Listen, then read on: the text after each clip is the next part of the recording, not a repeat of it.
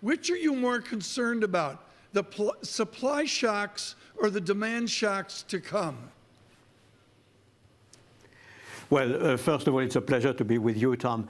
I would say that the problem is that we have both the supply shock and the demand shock. At the very beginning, one could have said, perhaps it is only a supply shock. We can do nothing as regards the central banks, of course, as regards the supply shock. And then let's wait for the coronavirus to be eliminated. And then we have a V-shaped recovery. Unfortunately, we see now, taking into account globalization, the supply chain at a global level, and all the consequences of the fear that is accompanying this epidemic or this pandemic, we see that there is a demand shock also. And we have both together at the global level. And this, of course, is something which calls for appropriate decisions, not only by central banks, of course, but by all partners without exception. And if I may, Tom, I am a little bit annoyed that we hear a lot from the G7, from the industrialized country. I heard nothing from the G20.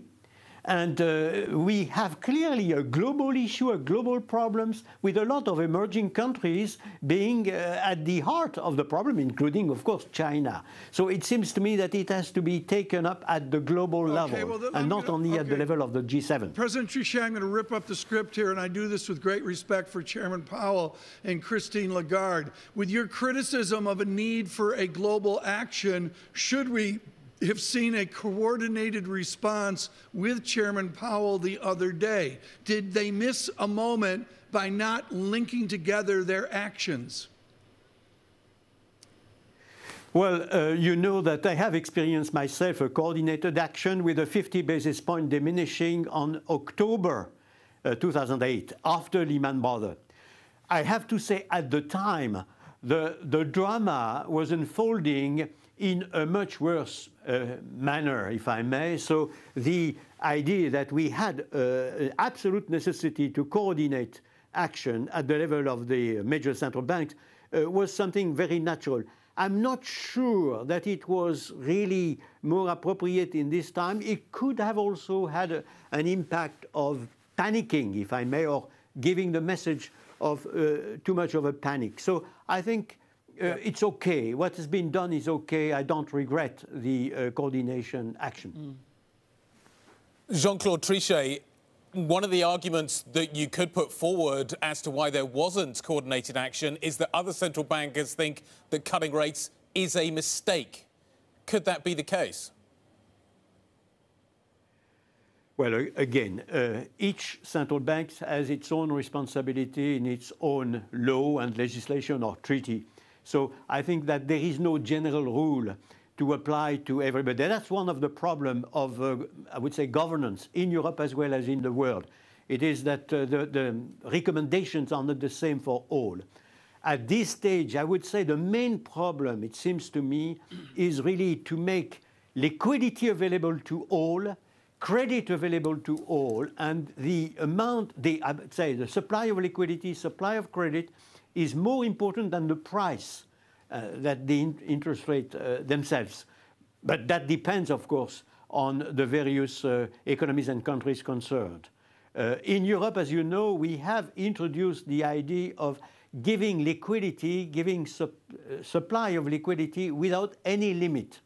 And that is still the case. It was introduced at the moment of the Lehman Brothers crisis, but it is still the case. But of course, availability of credit remains something which is and will be much more important in the present period. Do you think, therefore, the ECB would be better to do more TLTROs to try and find some way of getting credit into the supply chains? Andrew Bailey was just talking about that, rather than cutting rates. Do you think that the more TLTROs, more kind of liquidity injections into the banking sector, that would be a better way to go for the ECB rather than cutting another 10 bips off the depot rate?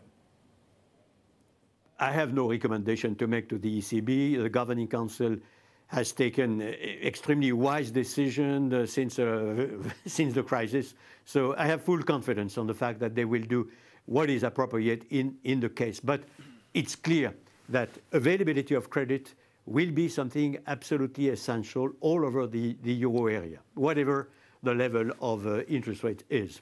One of the great debates, Mr. Trichet, that we're seeing right now is the idea of disinflation or following on a greater inflation. Which way will price change cut? Do you anticipate dampened economic growth in disinflation, or can you worry about an inflation from another time and place?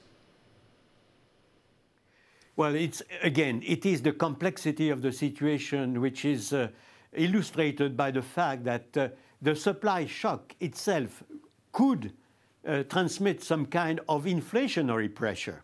At the same time, the demand shock, which is the consequence of coronavirus, has exactly the opposite consequence. So we will see exactly where we stand. It's a very complicated story, but it's clear that the supply shock element has an inflationary potential.